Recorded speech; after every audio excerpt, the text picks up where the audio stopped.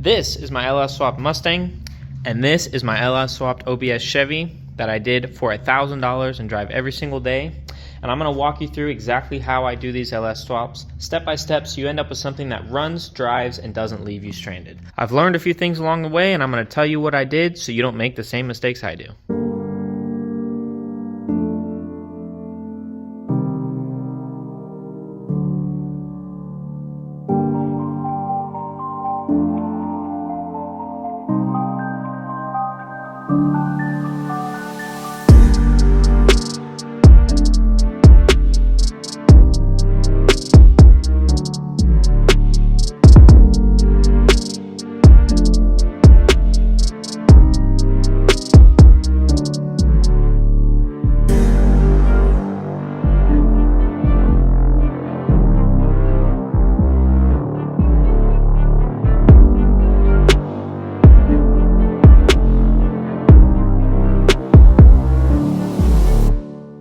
Alright, so the first thing I'm going to talk about here is do it once, do it right. A reliable LS swap really starts before you even touch anything on the engine or on the swap itself when you're ordering parts for the swap. This is what I've learned from what I've done, is do not, absolutely do not, there's so many parts available aftermarket for these LS engines, do not use cheap aftermarket parts. It's always more expensive to be cheap, and I've learned this many times myself. I don't do it anymore for this exact reason. Things like crank sensors, cam sensors, oil pressure sensors, temperature sensors, don't buy cheap ones. That doesn't mean you have to go and buy, everything AC Delco, because generally what you'll get from AC Delco is another brand in the AC Delco box. So like, for example, mass airflow sensors and throttle bodies. So like these LS drive-by-wire throttle bodies, you can go on Rock Auto right now and you can buy a AC Delco throttle body, and then you can go buy a Hitachi throttle body. And the Hitachi throttle body's gonna run you probably $100, $150 cheaper. When you open that AC Delco box, there will be a Hitachi throttle body inside that box. That's the OEM supplier for GM's parts. So basically, don't do your research, figure out what you need. Same thing goes for mass airflow sensors. Hitachi makes a lot of GM's mass airflow sensors. AC Delco, you open the AC Delco box, you get a Hitachi part in it. So look up who the OEM manufacturers are for these parts. A lot of time you can buy it straight from them for significantly cheaper, and you're getting the exact same part. As far as things like coils, once again, don't buy cheap coils. They will work. They will work for a couple months, and then they will slowly start failing inconsistently. I did that on this swap once again. The donor truck I got this engine out of had a set of brand new coils on it. They weren't GM coils. They weren't Hitachi coils. They were just like a cheapo set of Amazon coils, but they were, brand new. And I left them on because I said they're brand new. We'll let them see what they do. I drove the truck for about 2 weeks, and it developed a random misfire. It would only do it sometimes, usually when it was hot. It would come and go randomly, sporadically, whether you were part throttle, idling, full throttle, didn't matter. And what I did is I went to my pile of LS parts and I took 8 used coils out of it. I have no idea how many miles are on these. They don't look the prettiest, but I put them on. Misfire's magically gone. These are probably 20-year-old coils here. They probably came off of a truck with 150,000+ miles on it, and they work perfectly fine. They have absolutely no misfires. So that's, once again, goes back to the quality parts. Use OEM or other OEM sufficient quality parts. Fuel, that goes again for like any major component on the engine. Like water pumps. This is a Gates water pump. It's cheaper than an OEM water pump. It's still good quality. Things like that. Also fuel pumps. Both the truck and the Mustang here have Deechworks fuel pumps. I see so many people put cheap aftermarket fuel pumps in their stuff, and they work for a little bit, and then you'll have problems where they start losing pressure and they're losing prime, and they just cause more problems than they start. Then they cause more problems than they fix. Injectors, if you're doing something like this, where it's like a stock application thing, leave the OEM injectors in there. They're fine. There's nothing wrong with them. There's no need to change them. If anything, give them a good cleaning, go through them, put them back in, they're fine. If it's something like this, where you're doing like a boosted or turbocharged, supercharged application, you want to put something or you need to put something bigger in there. This Mustang's got a set of Works injectors in there. They're reasonably priced for the quality that they are, so that's what I went with. I've also had Works pumps in both of these vehicles. This truck's had one in it for a long time, never given me a single problem. All right, so following the thing with, using the good parts, like I said, this swap in this truck, I drive it every single day. I did the swap in 1 week. It looks OEM. Everything works exactly like it's supposed to. I did it for like barely over $1,000. And the way I was able to do that is actually by finding a complete donor vehicle. Same thing I did with both of these vehicles. This vehicle came out of, everything on this engine was from a 2005 Suburban. Everything in this truck was from a 2004 Avalanche. These were both running and driving donor vehicles. They both had certificates of destruction because they were in very bad accidents, but it didn't harm engine or transmission. The Avalanche was T-boned in the side. The Suburban, I don't know what was wrong with it, but it was something that deemed it to have a certificate of destruction on the title, which basically makes them parts cars. It makes them cheap. The Suburban had like 170,000 miles on it, which is what this engine came out of. And this is going to go back to my next point of, it's always cheaper to start with a donor vehicle, especially if you can get one for a reasonable price, because if you go searching Facebook Marketplace or Craigslist and you go buy an engine and then you buy a transmission separately, and now you don't have a wire harness, so you got to buy an intake, you got to buy a wire harness, you got to buy throttle bodies, you got to buy accessories, alternators, power steering pumps, ECMs, it adds up really quick. I mean, really quick. And you'll find that it is way cheaper to buy a donor vehicle. Once again, if you're not scared to reuse OEM parts, the OEM parts are usually going to last longer than any aftermarket junk you put on, even if it's used. Especially on this truck, I used almost everything from that Avalanche on this engine. If you see on both of these trucks, they both have stock ECMs. So both these wire harnesses on this and on this are out of the trucks they were in. So that saves you from buying a wire harness, saves you from buying the whole accessory drive on the front of the engine, saves you from buying exhaust manifolds, they were on them, saves you from buying ECMs here. Fuse panel from the Suburban is right there, runs everything on the ECM and engine side of things. As far as this truck, ECM runs everything in this whole truck, and it integrated it all with the factory stuff. I have a TAC module there from the Avalanche, the drive-by-wire gas pedal. Same with this TAC module from the Suburban that it came out of right there, drive-by-wire pedal on this. You don't have to be afraid of the drive-by-wire stuff. I know a lot of people like to convert everything to drive-by cable, but the reality is the drive-by-wire stuff works perfectly fine. It's very reliable. I mean, it's on trucks that have 400,000 miles on them, and generally they don't give a ton of issues with them. It's not a problem point of these trucks. So that's my second suggestion is buy a donor vehicle that runs and drives. You can see the engine run. You can see that it has good oil pressure. You can make sure it doesn't overheat, doesn't have blow-by, doesn't have coolant mixing in the oil, things like that you can verify by buying a donor vehicle before you even pull the engine out and start it.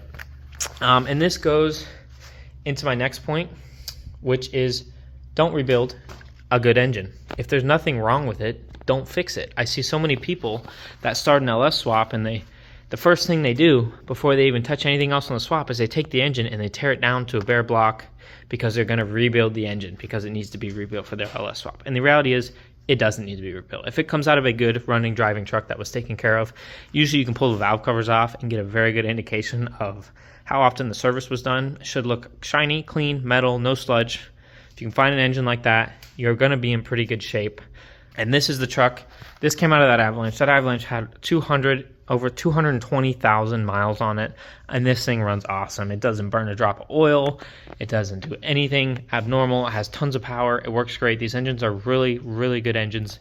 And if you pull a spark plug out and send a borescope down the cylinder, you will still see the crosshatch on the cylinders, which is amazing after that many miles. But they really, really are good engines if they're taken care of.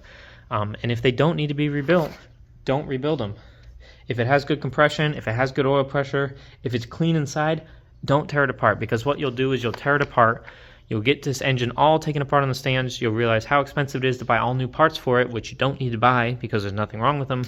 And then it adds months or possibly years to your swap for no reason. Get it together, drive it, enjoy it. If there's a problem with it, take it apart and fix it then after your swap's done. And then you're just taking it out, putting it back in. It's not a big deal. Just some general stuff that I did on this engine. Once again, going along with the theme of not rebuilding if it's not broken, but because it was high mileage, I did reseal this engine, and I did put an oil pump in it. I resealed all the valve covers, front and rear main, oil pan, stuff like that. You can either buy, they sell gasket kits that come with the whole gasket set. You can buy the individual gaskets you want to change. But a reseal on these is really quite simple. Not much to it. Like I said, I did put a new water pump on it. I did put a new oil pump on it. I do personally like the Melling high flow oil pump kits. Comes with the timing chain and the oil pump. And it brings your idle oil pressure up to like 40 psi and your running pressure up to like 60, 70 psi when you're at like 2,000 RPM. I personally think a little bit of oil pressure is not going to hurt anything, especially in a high mileage engine. I have another Suburban that's got 300,000 miles on it, and it was having a low oil pressure problem, which actually ended up being from a cracked O-ring on the pickup. So that's another reason to change the oil pump while you've got the engine out of the car. It's so easy to do when you take the front timing cover and the oil pan off to reseal it. It's literally like 10 minutes to change the oil pump. And you can change the O-ring on the pickup that goes into the bottom of the pump. They like to crack when they get old and heat cycled. And the Suburban, it had cracked. It was getting low oil pressure. I put the Melling high flow pump on there. We've driven it now 20, 30,000 miles since then, and it has awesome oil pressure. It idles at 40, driving's at 60. Great oil pressure, no more noises, no more nothing caused by that little O-ring. So that is one thing I would recommend you do if you are working with a high mileage engine. Now this engine in the Mustang, I have not pulled a single cover off this. The only thing I've taken off is the valve covers to weld the bung for the turbo drain on this side. I have not opened this engine. It runs great. It's super quiet. It's super smooth, and it has great oil pressure, so I'm leaving it alone. You know, back again with the oil pump thing, I like the Melling pumps. You could put a GM pump in there if you wanted. Don't put a cheap one on. They sell them on Amazon. They sell them on eBay. That's not something that you should cheap out on. It's really not that much of a price difference to get a good name brand like Melling. They work really good, and it's just like a critical component where if that fails, you're going to take out your whole engine, and it's just not worth it, to be completely honest. As far as engines that I rebuild that have like problems where the heads need to come off, only use GM gaskets on those. Don't use aftermarket gaskets, and generally stock application like this, use the factory bolts, replace all the bolts on the heads. They're one-time use. They're torque to yield bolts. Don't put them back in.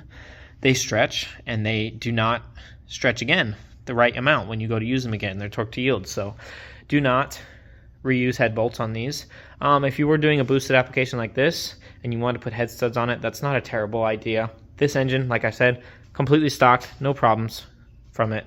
It's got the stock head bolts and everything. I mean, granted, I'm only running 8-10 psi of boost on it. Nothing crazy, but it works really good. Following that, we'll get into a little bit of what I do on the wiring side of things. Now, both of these, like I said, these are the factory harnesses that were out of the Avalanche and the Suburban, respectively. This one, you can go back and watch the video. I did a complete video on the swap on this truck, as well as there's a whole series of the videos on the Mustang if you want to see like every single step I did on this. This Mustang's actually kind of neat. It's got a Nissan 6-speed manual transmission behind it, so that's a little bit unique, and it works pretty cool. But back on this, as far as the wiring goes, if you can look at it, you'll see that, I mean, basically, it looks like it came this way from the factory, and everything works. Everything works inside. Everything works the way it's supposed to. Basically, what I do is I take the harness from the truck it comes out of, strip all the loom off of it, remove everything that's not needed, completely remove it, like pull the wires out and depin them from the ECM plug so the wires are completely gone. I don't cut anything off. On wire harnesses, don't use those blue connector clips, the clip-on deals. Don't use wire nuts, and don't use crimp connectors that don't have some form of heat shrink. Ideally, what you want to use is crimp connectors with heat shrink with glue in them, because when you heat them up, the glue actually creates a watertight seal, because water can get in your harness and it'll corrode your wires from the inside out, and then you will be having all kinds of electrical problems. So use heat shrink connectors with glue in them if you have to splice anything. Ideally, try not to splice anything, but there are cases where you will have to splice things, or you break a pigtail on a plug. You could depin the pins and put it on, but sometimes you add splice plugs on and stuff. Use heat shrink connectors that are watertight. It'll save you electrical gremlins in the future. Don't leave any bare wires exposed or anything like that. Another thing I recommend, there are some applications where, you know, the Holleys and the Holley EFI systems and stuff like that are good, and the self-learning of them is nice. Like, it would be nice.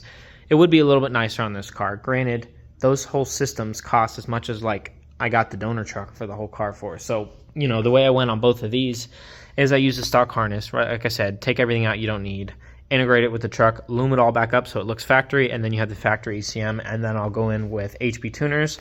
Yes, you do have to buy HP tuners, but also I only have to buy one interface like module to connect with this truck and this truck. Granted, I have to buy credits, but once they're unlocked, I can tune either of these as many times as I want. I can also tune any other LS vehicle for like $100. So it's a lot cheaper than buying a whole nother like Holley system to put on them. Once you learn how to do it, it's really not that difficult. And it gives you a lot more like access, and it allows me to integrate this PCM like to all the factory AC stuff and everything in the truck, all the dash and everything works fine. You would not be able to do that as easily with like a Holley system. Like this is a GM computer working in a GM truck, and GM keeps a lot of their stuff similar throughout the years, so it wasn't too bad to get everything to work. But as far as the swaps, I mean, those are the steps I use. I'm very meticulous when I put stuff together, and I put it together once, and I do it the right way the first time. I don't want to take it apart after that unless I have to. So on this truck, I put it together in a week, and I have driven it every single day since completing that swap, and it has not given me a single problem other than that random misfire on the coils that I know I shouldn't have used, but there's that. So those are my tips for doing a swap like this. Like I said, use the original parts. Don't be scared to reuse parts. It'll save you money. It'll make it more reliable. And most importantly, you'll get your swap on the road faster. You'll enjoy it. You get to drive it, because it doesn't do any good when your car's torn apart in your garage and you're waiting on parts, or you're waiting on money to buy parts, and you just sit there, see it every day, and wish you could be driving it. So get it together, get it driving, work the bugs out of it. If you have to take it apart, it's not a big deal to take it apart and put it back in, because you already did it once. So that's my 2 cents. If you guys appreciate the content, I'd really like if you could leave a like down below. If you want to see how I did anything on either of these two swaps, I've got a full playlist that's like 17 or 18 videos on the Mustang start to finish. I've got 2 or 3 videos on this truck start to finish. One of them covers the whole cost breakdown of every single piece I put into this truck to show you how I can do it, how I did it for $1,000. You got to be a little savvy, but you can do it. You can do it for that price realistically. I'd also like to thank today's video sponsor, AUXITO. If you are looking for a jump box that you want to keep with you on the road, this is a good little portable jump starter. It also has a built-in air compressor, so it'll inflate tires. I inflate tires up to like 45 PSI with this thing. It'll jump start. I did a video on this product and jump started a Tahoe with an LS in it. It jump started over like 20 times in a row before it was dead, so that was pretty crazy. They also sell LED headlights, so if you'd like to check that out, I'll leave a link below where you can check their website out for LED headlights and portable jump starters. This unit's pretty cool because it's an air inflator and a jump starter in one. You leave it in your car. If you get a flat tire, if you get a dead battery, you've got yourself covered. So as always, thank you guys for watching. I will leave a link to the AUXITO products below, and I will see you next time.